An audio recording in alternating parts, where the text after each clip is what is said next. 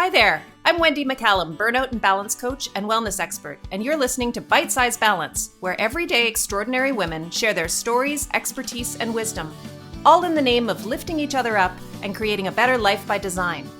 Whether it's wellness, career, relationships, food, mindfulness, hormones, or parenting, we talk about all things women's balance. If your life looks great on paper, but it still feels like something's missing, you're in the right place. Welcome to Bite Size Balance. Hi there. Welcome to Bite Size Balance. I am trying something different today. I'm going to do a segment regularly going forward where I answer questions from either my existing clients or from my followers or any of my listeners who send in questions to me. So I've got a bit of a question bank going. If you have a question that you would love for me to address on a future podcast, please feel free to send that to me. You can do that through my website, which is wendymccallum.com. That's WENDYMCCALLUM.com. I would love to hear from you. The question that I'm going to answer today is this. My questioner asks, I know that I need to change, but I can't seem to get any momentum. I can do it for about a week, and then I always fall off the wagon. How do I make lasting change? And the reason I chose this question is because it is one that I hear all of the time, and it is something that I am really passionate about changing the perspective on, and that is how humans make positive change that lasts. And so I want to address a bunch of different things in the answer here today, but I thought it was a really great question to start with. Again, the question is, I know I need to make change, but I just can't seem to make it last. I can do it for a little period of time, but then inevitably I just go off of the rails and it doesn't last. How do I actually make lasting change? So a couple of things I want to address here. The first thing is that it's really important that whenever you're trying to do something that you have tried to do many times before in the past, that you stop and take some time to actually get mindful and aware around how you've tried to do it in the past and what that has gotten you. So how that has turned out for you. Really get critical about the system that you have been using to try to make change, because we are being sold in many areas of wellness, especially in personal growth, we're being sold these systems for change by, the commercial industry surrounding that. So, for example, if we're talking about weight loss, there's a huge engine behind the commercial weight loss industry, and that system is really based on this idea of extreme approaches to change, rule-based and deprivation-based programming. And so that's just one example, but whatever the area is that you're trying to make change in, if it's something that you've been trying, like year after year to change, ask yourself, what is the system that I have been using in the past? What's the approach that I've been using? And has that actually been working for me? The answer is no. And the reason I know the answer is no is because you're still trying to make that change. So what I would really encourage you to do right out of the gate is to really dig into what that system is that you've been using and really embrace this idea of maybe it's time for me to try something totally different. Instead of doing what I always do, which is just go back to the old system and try harder. And we're really good at that as humans, just saying like, oh my gosh, I just need to try harder. I'm not trying hard enough. Instead of going back to that approach that has never worked for you in terms of leading to sustainable, lasting change, what I really encourage you to do is to try different this time around. There is a quote that I love from a guy called Hemming. And this quote does not come from the context of personal growth or wellness. It comes from a completely different context, but I love it. It's really in relation to business systems. But the quote is that every system is perfectly designed to produce the results that it produces. So again, the quote is, every system is designed perfectly to produce the results that it produces. And why I think that that's a really helpful and relevant quote when it comes to personal growth and making change as humans is that what that does is it basically says, look, this is a system problem. If you're not getting the results that you want, it's because your system is set up to produce a different result. It's not a user problem. And we always fall into this place of this is a user problem. I mean, this is really one of the main reasons why people can't make permanent change, is because we're so caught up in this cycle of blame and shame and regret around our inability, and I'm putting that in air quotes if you're listening to this podcast, our inability to make change. The truth is that it's not a user problem. It's a system problem. Something is not right in terms of the system that you are trying to make the change through. It's not working for you. It's not producing the results that you want. In order to make the change that you want and make it in a way that is sustainable and permanent, you need to change your system, not you. You need to take a look at the system and ask yourself, what pieces of this system are not setting me up for success? Where am I getting stuck in this system? What is not working for me? And that's a tricky thing, but I'm really encouraging you to take that step. I don't think you're ever going to make permanent change if you do not do that. So that's my first little piece of advice. It's like, stop trying the same thing, just harder, and really open up your mind to the possibility that the problem is that you are trying the same thing each time. And instead, what you need to do is embrace the possibility that there is actually a different way to do this that might work far better for you, and start exploring those options. So the next natural question from this is, what is the different way? What is it that I need to be doing? And that's really largely what I do in my coaching practice, is help people to get some clarity around that and get unstuck and start moving forward and put a plan together of some actionable steps that will get them closer to their goal. But what I can do in this podcast is I can give you some ideas around how to get going with establishing those steps and figuring out where to go from here. So a couple of things that are really important when it comes to setting goals and trying different. One is that you need to be sure that whenever you're framing your goal and your plan, whatever that might be, that you do that in a positive way, and that you associate a positive emotion or result with it. And let me explain what I mean by that. Most humans frame their goals for change from a place of deprivation. So for example, I have to stop eating junk. I can't eat anymore after 7 p.m. I have to start going to bed earlier. I have to exercise every day. I need to lose weight. Those are all kind of deprivation-based goals, in that they are really framed in this idea of like, I've got to stop doing something in order to achieve the thing I need, right? So I need to stop staying up so late, watching TV if I want to sleep. And so there's this negative association with it right out of the gate. And that's really, really important in terms of whether our brain is actually going to motivate our body to follow through on the action that's required. There's lots of research out there that shows that we are far better and more likely to make changes with our habits if there's a positive emotion associated with that. And a big piece of that is in how you frame the goal in the first place. If you're interested in this, I would recommend taking a look at the work of a fellow named BJ Fogg, who just recently published a book called, I'm just turning around to see the name of it, a book called Tiny Habits. And he's done a lot of research, he's from Stanford, I believe, and he's done a lot of research around this idea of the impact of positive emotion when it comes to making change as humans. And so the first piece of this, in my opinion, is making sure that the goal that you frame is framed from a place of abundance and freedom, as opposed to from a place of deprivation and scarcity, because that really has an impact as to whether or not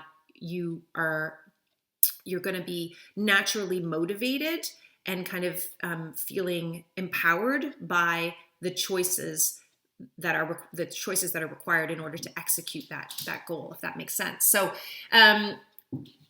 examples of more freedom and abundance-based framing of goals, if I go back to some of those examples, if I take some of those examples that I just gave you and kind of turn them on their head, would be something like, I deserve to be fully rested every day and to have the energy levels that are associated with that. So that's a reframing of that goal of, like, I need to stop watching TV until midnight. I need to go to bed earlier. Reframing that as, I deserve a full night's sleep, and the energy that goes with that is a way of taking that goal and framing it in a more positive way. Instead of saying, I have to stop eating junk, we could say, I will nourish my body with healthy food and reap all the benefits that come from that. Instead of saying, I can't drink anymore, you can say what I say now, which is, I don't have to drink anymore.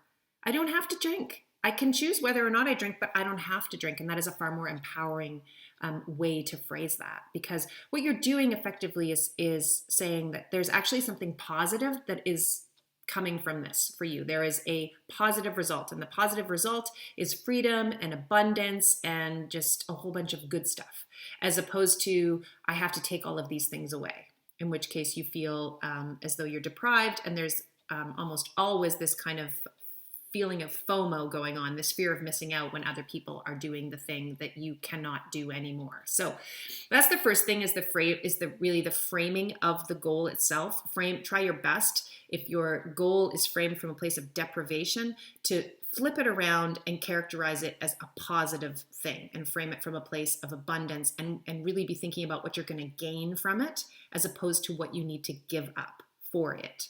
The second thing I would say is ditch this language around falling off the wagon.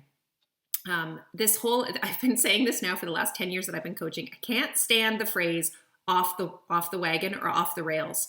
The truth is, there's just one wagon, and the wagon is life, and you're on it. You can't get on and off of it. Life is the wagon. We're always on the wagon. There's no such thing as being on or off the wagon when it comes to how we live and the choices that we make for ourselves.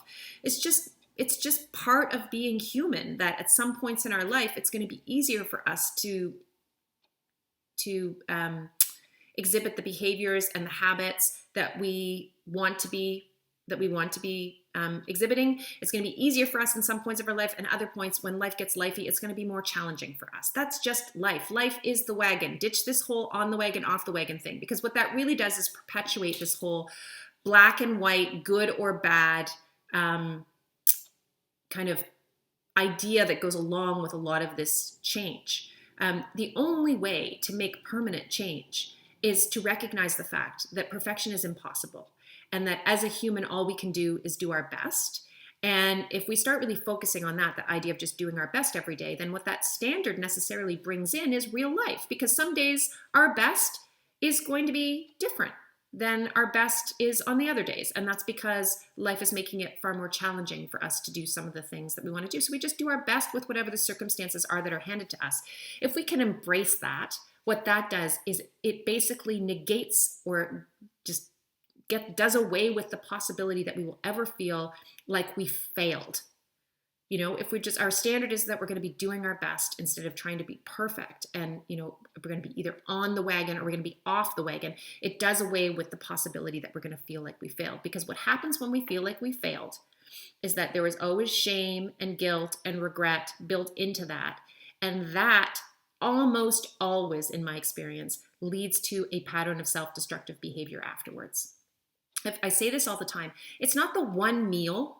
If we're talking about food habits, it's not the one meal that throws you off. It's not the one meal that causes weight gain. It's how you talk to yourself after the meal. It's what you say to yourself. It's how you behave after that causes the potential problems. Not the one day where life got lifey and things didn't go exactly the way you wanted to. If you just do your best during that day and accept that that's all you can do, then what that does is take away the possibility that you feel like a complete failure. Instead, it just leads you to the next day, if that makes sense. So I think it's really important to start listening for some of these phrases that we use with ourselves around change. This idea of like on the wagon, off the wagon, on program, off program is another one that I can't stand, or on the rails and off the rails. This like black and white thinking around habit change. We have to let go of that if we want to set ourselves up for success around change. Another little piece that I wanted to talk about was kind of some of the ways to better set yourself up for success when it comes to taking action and goals. So I want to talk a little bit about goal setting and some of the things that are really important in that regard that I think might help this person who sent in this question make permanent change. We have a habit as humans, and this won't surprise any of you, of setting extremely big goals for ourselves. And oftentimes we don't just set one big goal, we set all the goals all at once. So for example, I bet that there's some of you who are listening to this podcast who have on January 1st decided to go back to the gym, quit drinking for a month, and change the way that we eat. We often will take on a whole bunch of big change all at once. When we do that, we're really great at stating these big grandiose goals, but what we're not good at as humans most of the time is actually putting the framework in place that is required to get us to that goal. So we just state the goal and then throw ourselves at it. I think it's really important to change that way of thinking as well when it comes to making change. First of all, don't try to do 3 things at once, just pick one thing. Pick one thing that you want to focus on. It might be mindfulness, it might be exercise, it might be changing your relationship with alcohol, it might be preparing more of your own food. Choose a goal and then just choose one. And you can have a big picture goal. So I'm all about making long-term goals. So you might say to yourself, like, by this time next year, I would like to be at a place where I'm regularly going to the gym 3 times a week and it feels joyous to me. That's a great goal. But if you don't put any framework in place for that, you're going to find yourself this time next year in exactly the same place that you are now. The real trick to making change is all of the work that goes in between the stating of the goal and the actual end date of the goal. And that is really what I call like the framework or the scaffolding that you need to put in place to set yourself up for success with that goal. I would suggest that you reverse engineer your goal. So whatever your long-term goal is, you reverse engineer it. You back it up. You go back in months and you literally break it down into steps. What are the steps that you need to take that will get you to that eventual goal? First step might be for someone who's setting that goal around exercise, for example, the first step might be to go to your doctor and make sure everything's okay with you and you don't have any limitations on that. Or it might be to sign up for a gym membership, or it might be to say this month, for the first month, I'm just going to buy some, a couple of punch passes to a variety of different places and figure out what it is I like best and find the right gym for me. And then you're going to take a next step the next month and the next month and so on. So you're going to take that end goal and reverse engineer it back. By the time you get to a couple of months before that goal, you should really be going to the gym 3 times a week. So you're going to want to have that built in so that you have, you've got it set up in such a way that you've actually set yourself up for success. How do you decide what the mini goals are? Those benchmark goals.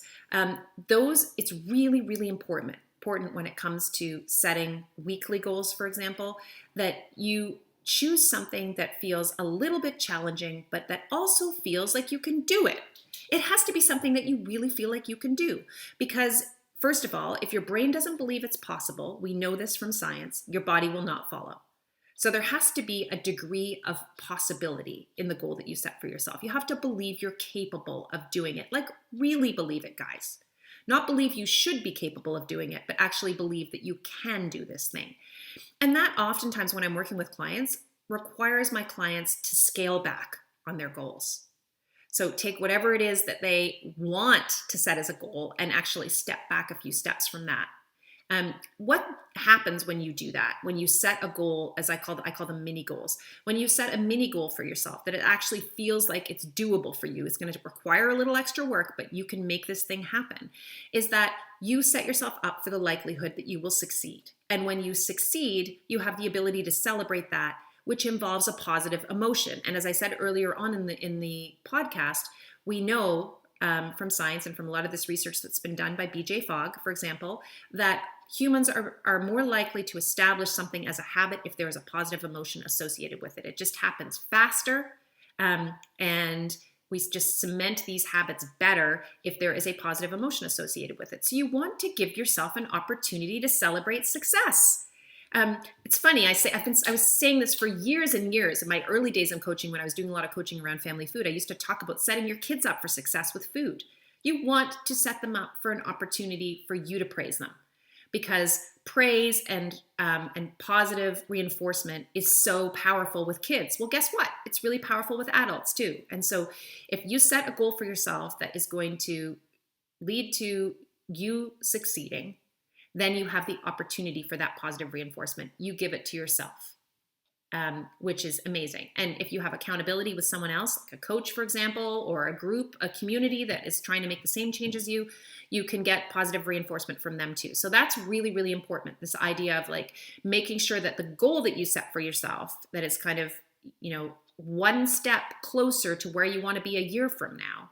Again, in this whole reverse engineering of the goal plan that you're going to do, which is going to take a long time.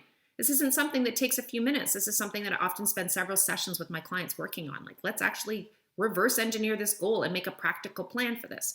So the first step in that is making sure that whatever you choose for yourself as a mini goal is something that you can actually achieve. And in this regard, I often talk about something called the bullseye.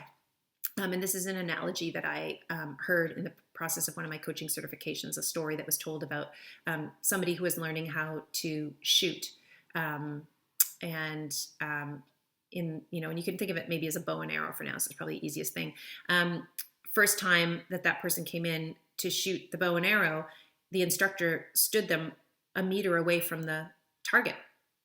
And the whole hour of the class, the person shot, was missing the target altogether at the beginning, and then eventually got to a place where they were able to shoot consistently from 1 meter away. They were almost touching the bullseye.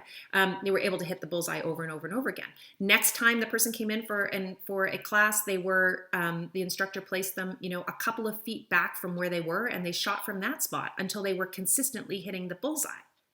The next time they moved back a little bit further, same thing happened. At some point, when they were moved back, they tried to hit the bullseye, they missed. Guess what the instructor did? Moved them closer to the bullseye.